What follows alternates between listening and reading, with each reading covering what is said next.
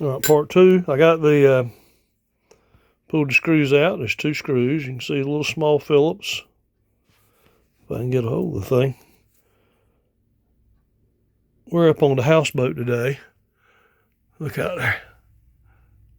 Oh, is that not beautiful? It's a great day to sit in the AC, watch TV, work on some reels, and go fishing in the morning. Anyway, this look at the metal. This whole thing is just loaded with ball bearings, 9 ball bearings. Can't say enough about this reel. I've had all kinds of reels in my, God, I've been fishing, what, 60 years probably.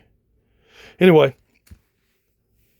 unbelievable construction quality. So it's just this, this reel's probably close to 10 years old here.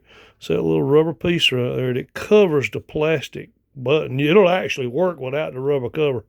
But it's only like $3.50, so I ordered new rubber covers for them. That's what we're doing here. Look at the brass, all the gears.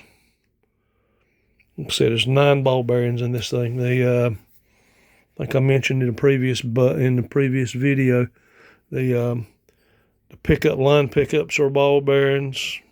You can run braid in these things. Just a terrific reel.